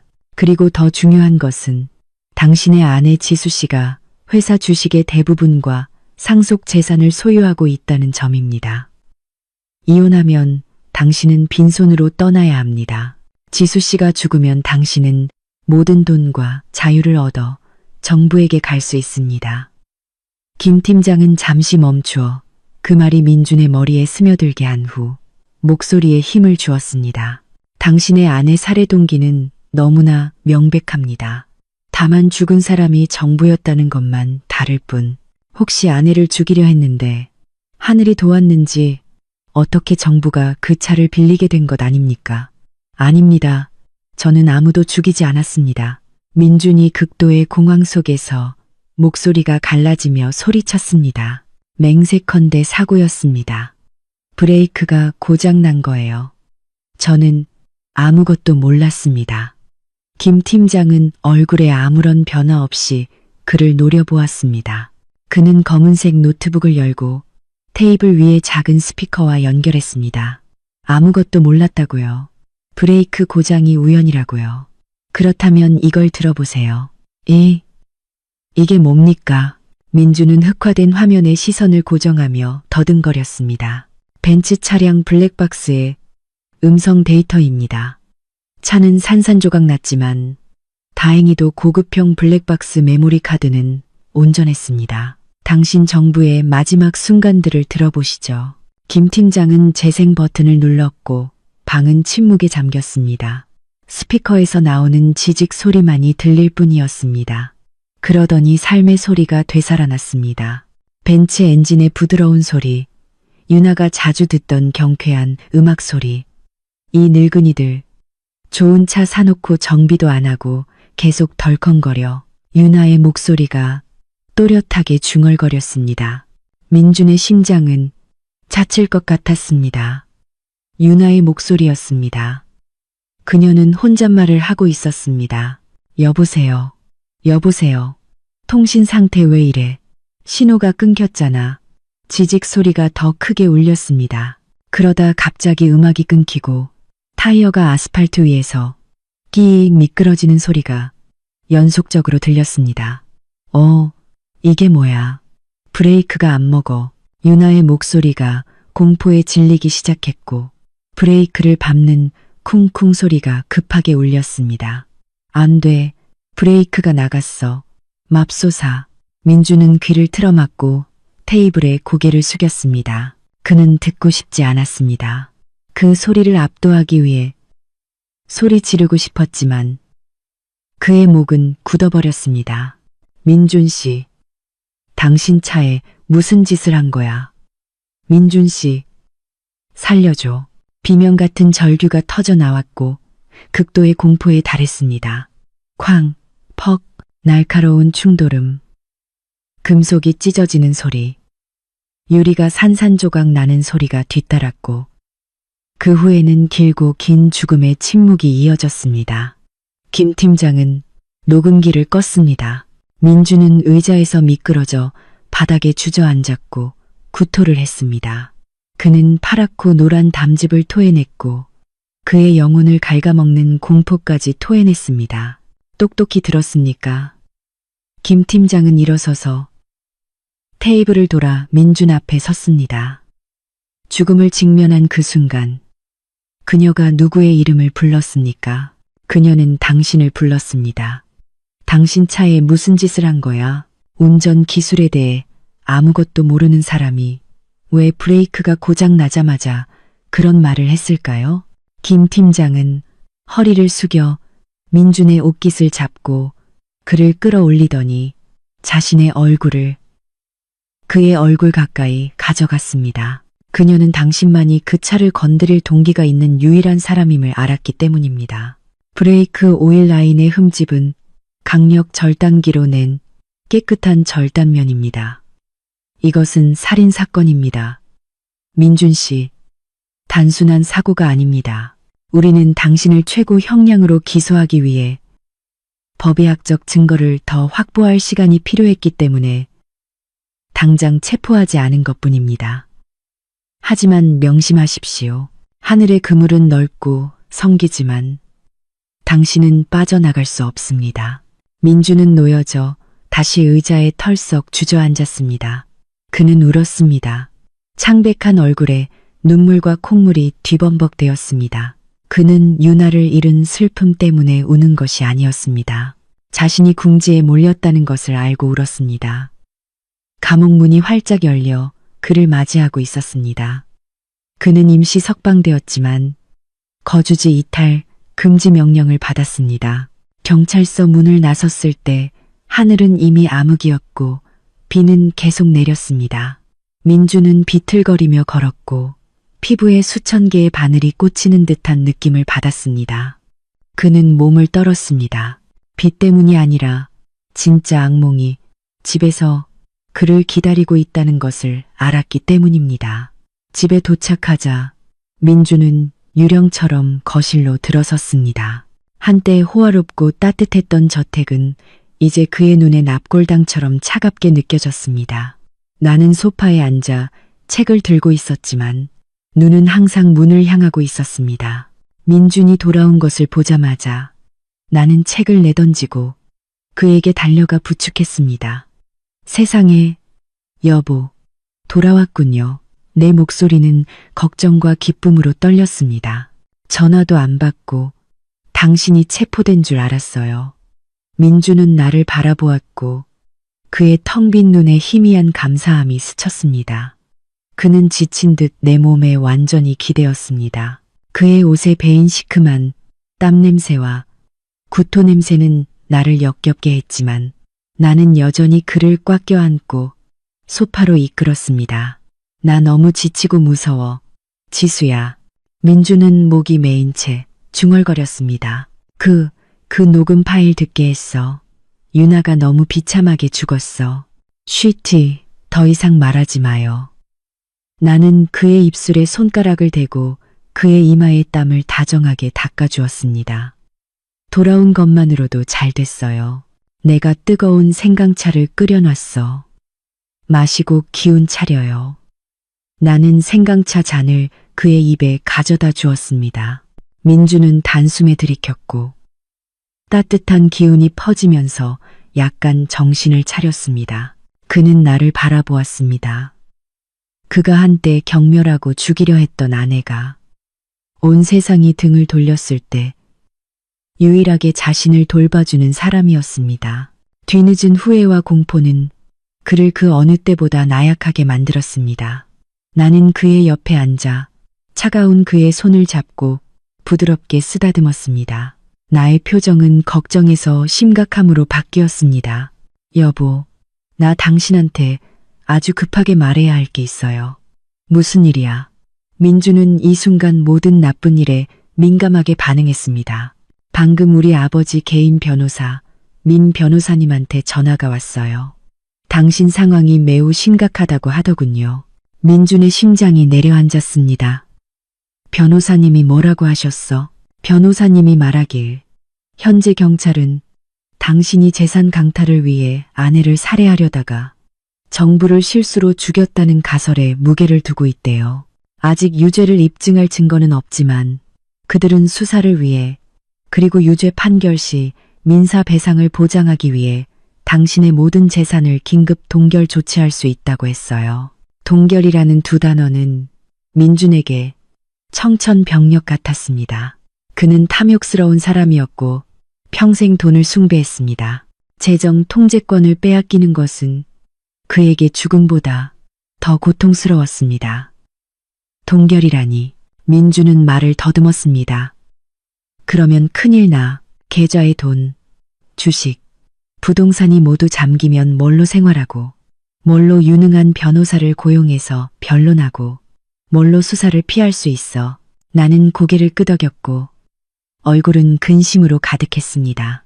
네, 나도 민 변호사님께 그렇게 말했어요. 그분이 말하길 만약 당신이 곧 구속된다면 가능성이 매우 높대요. 당신 명의의 모든 자산은 즉시 동결될 거래요. 그때는 당신이 감옥에 있어도 아무도 돈을 인출할 수 없어요. 그럼 이제 어떻게 해야 해, 지수야? 날 살려줘. 민주는 내 손을 꽉 잡았고 손톱이 내 살을 파고들 만큼 세게 눌렀지만 나는 이를 악물고 역할을 수행했습니다. 나는 한숨을 쉬며 깊은 고민 끝에 해결책을 내놓는 듯이 그의 귀에 속삭였습니다. 민 변호사님이 나에게 한 가지 방법을 알려줬어요. 합법적으로 자산을 빼돌리는 거예요. 무슨 소리야? 당신의 모든 재산을 나에게 명의 이전하세요. 나는 단호하게 말했고 그의 눈을 똑바로 쳐다보았습니다. 나는 당신의 법적인 아내이고 게다가 이 사건의 피해자입니다. 경찰의 가설에 따르면 내 명의로 된 재산은 절대적으로 안전해요. 아무도 건드릴 수 없어요. 피해자의 재산을 동결할 수는 없잖아요. 민준이 여전히 의심하며 망설이는 것을 보고 나는 결정적인 심리적 공격을 가했습니다. 내 목소리는 울먹이며 흐느꼈습니다. 나를 못 믿는 거예요. 나는 당신 아내잖아요. 나는 당신의 불륜을 용서했고 며칠 동안 당신을 위해 뛰어다니며 걱정했어요. 만약 내가 당신을 해치고 싶었다면 불륜 증거를 경찰에 넘겨 당신이 감옥에서 썩게 내버려 뒀을 거예요. 나는 우리 가족의 재산을 지키고 나중에 당신이 누명을 벗고 새로운 삶을 시작할 수 있도록 그리고 우리 아이들을 돌보기 위해 이러는 거예요. 가족과 미래에 대한 언급 그리고 재산을 모두 잃을 것이라는 두려움에 민주는 나의 논리 앞에 완전히 무너졌습니다. 그는 내가 마지막 구명줄이라고 생각했습니다. 그는 내가 자신을 위해 희생하고 있다고 믿었습니다. 믿어. 당신을 믿어. 미안해, 지수야. 내가 잘못했어. 내가 서명할게. 전부 당신에게 명의 이전할게. 민주는 내 어깨에 얼굴을 묻고 어린아이처럼 통곡했습니다. 나는 그의 등을 토닥이고 흐트러진 머리를 쓰다듬었습니다. 입으로는 달콤한 위로의 말을 속삭였지만 나의 눈은 앞을 응시하며 차갑고 날카로운 칼날 같았습니다. 내 머릿속에서 계산은 마지막 수순에 접어들고 있었습니다. 다음 날 아침 8시 우리는 공증사무소에 도착했습니다. 나는 미리 연락하여 VIP 서비스를 신청해 모든 절차가 신속하게 진행되도록 했습니다. 민주는 두꺼운 서류 더미 앞에 앉았습니다. 토지 사용권 이전 계약서, 세 채의 빌라, 회사 주식 증여, 계약서, 차량 및 은행 계좌에 대한 전적인 소유권 위임장. 그는 펜을 들었고 손이 떨렸습니다.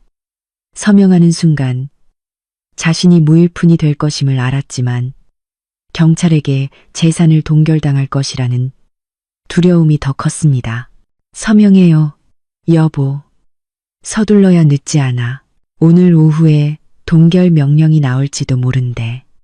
나는 걱정 가득한 목소리로 속삭이며 재촉했습니다. 민주는 눈을 감고 깊은 숨을 들이마신 뒤 펜을 들고 서명했습니다. 슥슥 그의 서명한 획. 한 획은 그의 재산 조각을 떼어내 나의 무덤 위에 쌓는 칼질과 같았습니다. 그는 무의식적으로 서명했습니다. 30분 후 공증인이 서류에 빨간 도장을 찍었습니다. 쾅! 도장이 테이블에 찍히는 소리는 판사의 사형 선고 망치 소리처럼 날카롭게 울렸습니다. 모든 것이 끝났습니다. 민주는 펜을 놓고 시든 바나나 잎처럼 축 늘어졌습니다. 그는 애원하는 눈빛으로 나를 바라보았습니다. 다 됐어, 지수야. 이제 안심해도 되는 거지. 나는 서류철 전체를 갓 태어난 아기를 안듯 품에 안았습니다. 나는 그에게 눈부시게 환한 미소를 지었습니다. 네, 여보, 완벽하게 안심해요. 공증사무소를 나서자 며칠간 비가 내리던 하늘이 갑자기 환하게 맑아졌습니다. 나는 민준에게 말했습니다. 당신은 택시 타고 먼저 집에 가서 쉬어요. 나는 은행과 투자관리청에 가서. 민준은 감사함 가득한 눈으로 나를 바라보더니 쓸쓸하게 택시에 올라탔습니다. 나는 사람들로 붐비는 거리에서 택시가 사라질 때까지 지켜보았습니다. 내 입가의 미소는 사라졌습니다. 나는 휴대폰을 꺼내 장례식 날 저장해둔 익숙한 번호를 눌렀습니다. 여보세요, 김 팀장님. 저 지수예요. 전화 반대편에서 김 팀장의 목소리가 엄격하게 들려왔습니다. 지수 씨, 무슨 일입니까? 나는 깊은 숨을 들이마시고 목소리를 공포와 두려움으로 떨리게 했습니다. 팀장님, 저 너무 무서워요. 방금 계단 밑 창고를 정리하다가 이상한 상자를 찾았어요. 그 안에 금속 절단 가위가 있었는데 날에 검은 기름때가 잔뜩 묻어 있어요. 팀장님 아시다시피 제 남편이 뭘 수리할 줄도 모르잖아요. 팀장님, 사람을 보내서 당장 확인해 주실 수 있나요? 저는 이 가위가 그날 사고와 관련이 있는 것 같아서요. 현장을 그대로 유지하고 증거물을 만지지 마십시오. 저희가 즉시 출동하겠습니다. 김 팀장의 목소리가 다급해졌습니다. 나는 전화를 끊고 주름 하나 없는 치마를 매만졌습니다. 나는 선글라스를 쓰고 잔혹한 기쁨이 빛나는 눈을 가렸습니다. 재산 빼돌리기 연극은 완벽하게 막을 내렸고 민주는 빈털터리가 되었습니다. 그리고 이제 내가 방금 신고한 증거물로 그는 빌라에서 감옥으로 주거지를 옮기게 될 것입니다. 나는 다른 택시를 잡았습니다. 롯데백화점 본점으로 가주세요. 예쁜 검은색 원피스를 하나 사야겠어요. 파티 가시나요? 사모님, 택시기사가 유쾌하게 물었습니다. 네. 이별 파티에 갑니다, 기사님. 아주 중요한 파티죠. 나는 미소를 지으며 편안한 좌석에 등을 기댔습니다. 이제야말로 게임의 진정한 승자가 가려지는 순간이었습니다. 시계는 밤 11시를 가리켰습니다. 서울의 보슬비는 그쳤지만 공기는 여전히 축축하고 무거웠습니다. 호화로운 저택 안에서 민주는 침대에 누워 천장을 멍하니 바라보고 있었습니다. 그는 잠을 잘 수 없었습니다. 비록 재산을 아내에게 명의 이전하여 전력을 보존했다고 생각했지만 그의 마음속 불안감은 악성 종양처럼 계속 커져갔습니다. 그는 자신이 흙탕물 속을 떠다니는 것 같았고 자신이 붙잡을 수 있는 유일한 지푸라기는 바로 지수였습니다. 갑자기 번쩍이는 푸른색과 붉은색 불빛이 침실 창문을 스쳐 지나갔고 이어서 부유한 동네의 고요한 밤을 찢는 사이렌 소리가 들려왔습니다. 이거 사이렌 소리는 마치 사신의 부름처럼 들렸고 점점 더 가까워지더니 집 문 앞에서 멈췄습니다. 민주는 용수철처럼 튕겨 일어났고 심장이 가슴을 쿵쾅거렸습니다. 그는 발코니로 달려가 아래를 내려다보았습니다. 경찰차 3대가 문 앞에 주차되어 있었고 제복을 입은 사람들이 빠르고 단호하게 차에서 내렸습니다. 초인종이 급하게 울리고 문을 쾅쾅 두드리는 소리가 났습니다. 문 열어. 경찰이다. 민주는 손발이 떨려 아무 힘도 쓸 수 없는 채 굳어버렸습니다. 그는 도망치고 싶었지만 어디로? 이곳은 그의 집이었고 이제 곧 그를 가두는 덫이 될 참이었습니다. 침실 문이 열리고 나는 극도의 공포에 질린 얼굴로 뛰어들어왔습니다. 눈에는 눈물이 가득했습니다. 여보, 경찰이 집까지 왔어요. 그들이 체포 영장을 갖고 있다고. 누구를 체포한다는 거지? 왜 체포하는 거지? 민주는 핏기 없는 얼굴로 더듬거리며 말했습니다. 그는 내 어깨를 잡고 세게 흔들었습니다. 당신이 다 해결될 거라고 했잖아. 명의 이전하면 끝나는 거라고 했잖아. 나는 흐느끼며 고개를 젓고 울었습니다. 나도 몰라요. 맹세컨대 몰라요. 그들이 뭔가 새로운 것을 찾았나 봐. 말이 채 끝나기도 전에 웅장한 나무 계단을 밟는 군화 소리가 쿵쾅 울려 퍼졌습니다. 발걸음 소리 하나하나가 관의 못을 박는 소리 같았습니다. 김 팀장이 방문에 나타났고 뒤에는 건장한 형사 4명이 따르고 있었습니다.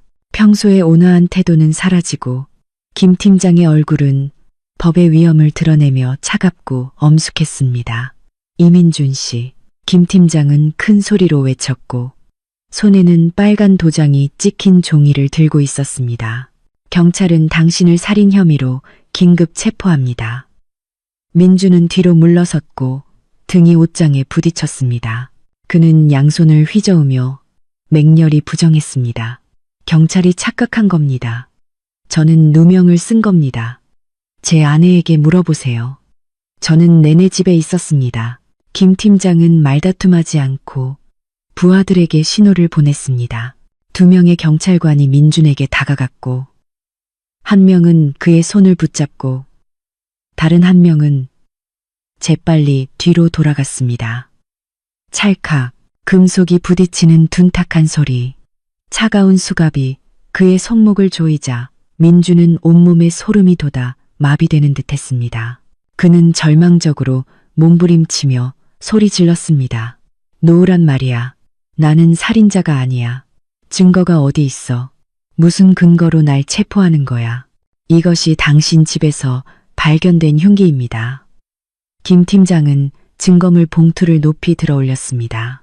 초동 감정 결과 가위에 묻은 오일이 벤츠 차량의 브레이크 오일과 일치하는 것으로 확인되었습니다. 그리고 더 중요한 것은 브레이크 오일 라인의 절단면이 이 가위의 날과 완벽하게 일치한다는 점입니다. 더 이상 부인할 말이 있습니까? 민주는 충격으로 눈이 휘둥그레졌고 동공이 최대한 확장되었습니다. 그는 그 가위를 알아보았습니다. 헌책방 거리에서 샀던 것이었지만 그는 그날 밤 한강에 던져버렸습니다. 왜 이게 여기에 있는 거지? 아닙니다. 민주는 상처 입은 짐승처럼 목이 쉬어 소리쳤습니다. 이 가위는 내 것이 아니야. 누군가 넣은 거야. 나는 버렸. 아냐, 나는 이 가위를 몰라. 누명이야. 버렸다고 말하려던 거 아닙니까? 김 팀장은 차갑게 웃었습니다. 그 진술은 법정에서 하십시오. 연행해. 민주는 2명의 경찰관에게 팔을 잡혀 끌려 나갔습니다. 그는 몸을 뒤로 젖혀 나를 바라보았고 그의 눈빛은 절망적인 도움을 애원했습니다. 지수야, 날 살려줘. 내가 안 그랬다는 걸 당신도 알잖아. 그들에게 말해줘. 변호사를 불러줘. 나는 함정에 빠진 거야. 나는 눈물을 흘리며 머리가 헝클어진 채 그를 쫓아갔습니다. 나는 수갑찬 그의 팔 소매를 붙잡고 흐느끼는 목소리로 누가 봐도 불쌍할 만큼 울었습니다. 여보, 왜 그렇게 어리석었어? 내가 조심하라고 했잖아요. 나는 그를 꽉 껴안았습니다. 이 혼란스러운 순간, 내 어깨가 그의 어깨에 닿았을 때, 그리고 나의 흐느낌이 밖에서 구경하는 이웃들의 웅성거림을 압도했을 때, 나는 울음을 멈췄습니다. 단 한순간, 나는 그의 귀의 입술을 가까이 가져갔습니다. 나의 숨결은 뜨거웠지만 내가 속삭이는 말은 천년의 얼음보다 차가웠습니다. 나는 하나하나 또렷하고 느리게 잔혹하게 속삭였습니다. 가위는 내가 샀고 공갈 문자는 내가 보냈어. 재산은 이미 내 명의로 넘어갔어. 축하해. 여보, 연극은 끝났어. 그 말은 민준의 뇌를 고전압 전류처럼 강타했습니다. 시간은 멈춘 듯 했습니다. 그는 경악하며 나를 돌아보았고 두 얼굴 사이의 거리는 불과 몇 센티미터였습니다. 그는 여전히 눈물이 고인 나의 눈 속에서 고통이 아닌 미소를 보았습니다.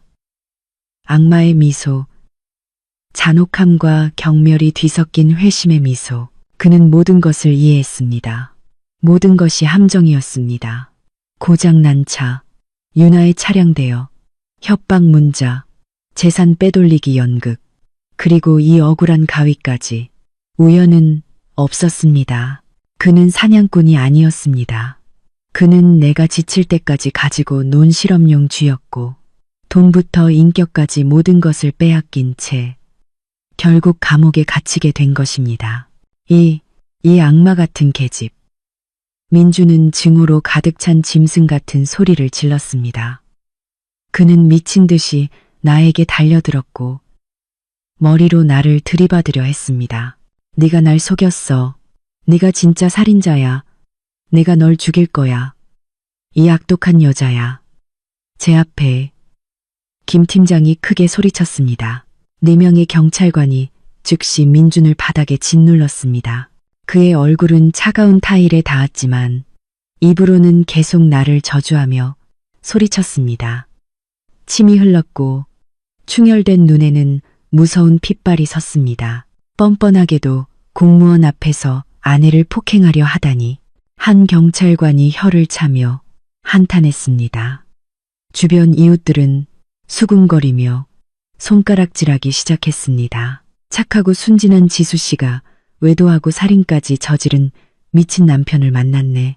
나는 문틀에 기대어 손으로 입을 가리고 남편의 태도에 너무나 충격받은 척했지만 내 손 뒤에서는 미소 짓고 있었습니다. 호송차 문이 쿵 닫히면서 미쳐 날뛰는 짐승을 가두었습니다. 사이렌 소리는 다시 밤을 찢으며 멀리 사라졌고 동네에는 거짓된 평화가 찾아왔습니다.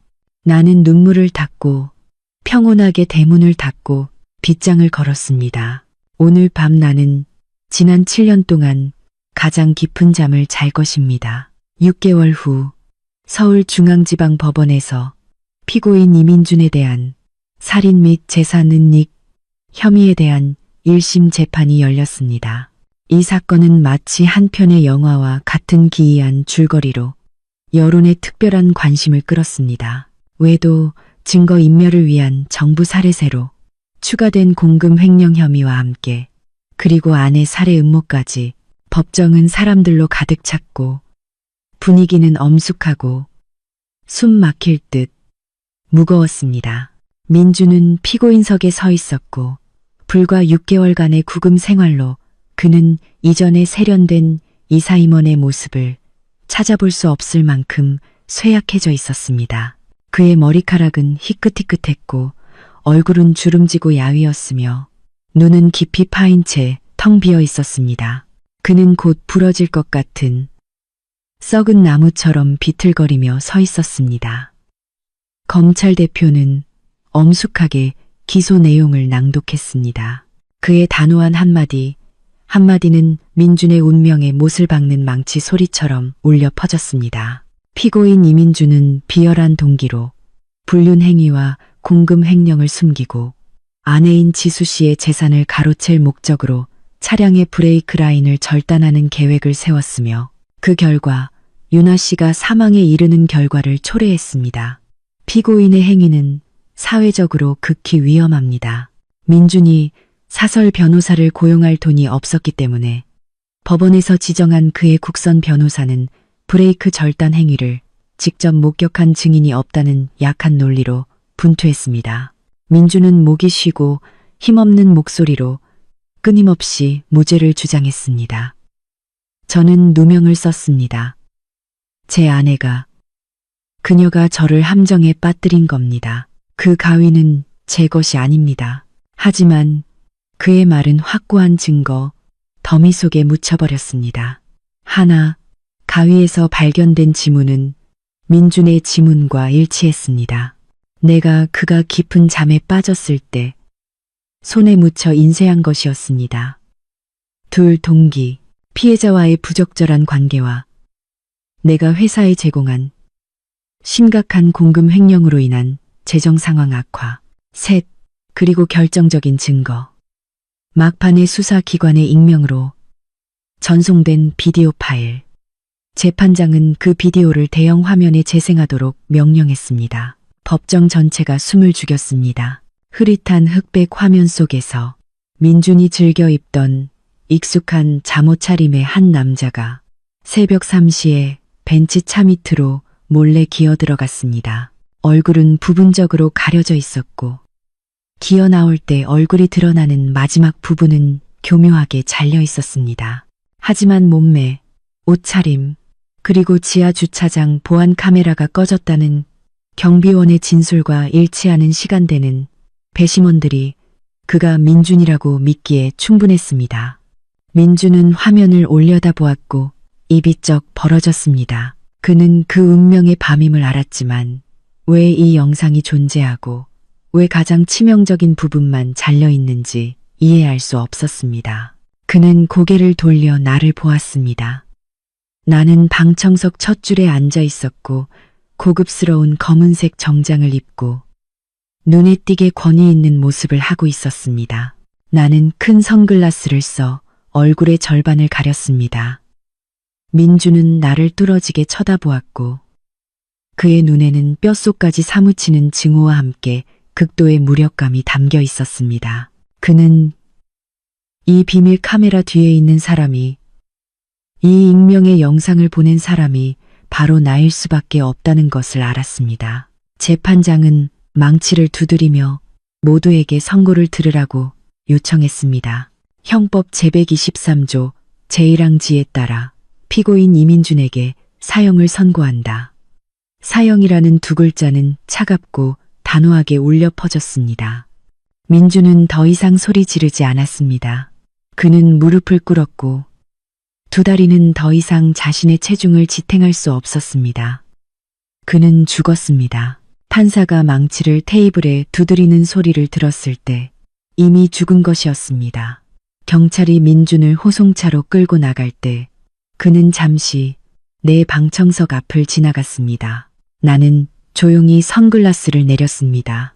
나의 눈은 그의 눈을 똑바로 바라보았고 눈물도 비탄도 없었으며 오직 묘한 평온함만이 있었습니다.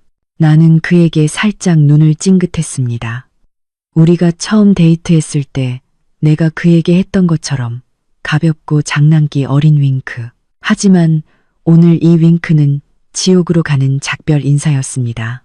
민주는 몸을 떨며 고개를 숙이고 걸어 나갔고 쇠창살이 쳐진 특수 차량에 올라탔으며 영원히 내 삶에서 사라졌습니다. 일주일 후 나는 서울 롯데월드타워 65층의 한 카페에 앉아 있었습니다. 서울 전체가 한눈에 내려다 보이는 곳이었습니다.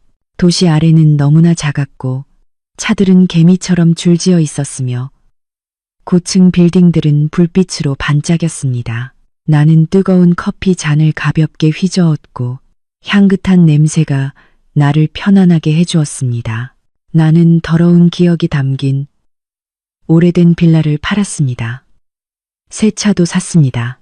민준의 재산 매각 대금에 부모님으로부터 상속받은 돈까지 합쳐져 나는 가장 부유하고 매력적인 독신 여성 중 한 명이 되었습니다. 나는 핸드백에서 작은 은색 USB 하나를 꺼냈습니다. 그 안에는 그날 밤의 전체 영상 원본이 담겨 있었습니다. 그가 브레이크 오일 라인을 잘라 나를 죽이려 했던 밤의 영상. 그가 정부를 안고 미래를 약속하던 이미지들. 그가 정부에게 돈을 이체하고 집과 차, 명품을 사주던 자료들. 나는 그것을 마지막으로 바라보고 미소 지었습니다. 나는 서버에게 뜨거운 물 한 잔을 부탁했습니다. USB를 물잔에 넣고 기포가 올라오는 것을 지켜보았습니다. 그러고 나서 나는 그것을 화장실로 가져가 산산조각 낸 후 물에 흘려보냈습니다. 마지막 비밀은 지워졌고 진실은 영원히 묻혔습니다.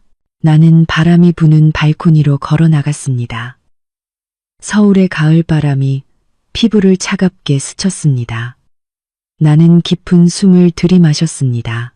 자유의 공기는 순수했고 배신 냄새도 계산 냄새도 두려움 냄새도 더 이상 없었습니다. 차가 떠나간 뒤에야 당신 곁은 햇살이고 내 곁은 비라는 것을 알았네. 카페 스피커에서 흘러나오는 옛 노래의 멜로디. 가사가 이 상황에 너무나 잘 맞았습니다. 차는 떠났고 유나와 민준을 모두 저 세상으로 데려갔습니다. 내 곁은 이제 따뜻한 햇살, 피와 눈물로 맞바꾼 평온함입니다. 반면 민준 씨, 당신 곁은 영원한 어둠의 독방입니다. 속죄의 날을 기다리며 나는 커피를 한 모금 마셨습니다. 혀끝의 쓴맛이 단맛으로 변했습니다. 나는 미소를 지으며 당당하게 걸어 나갔습니다. 지수의 새로운 삶은 이제 정말로 시작되었습니다.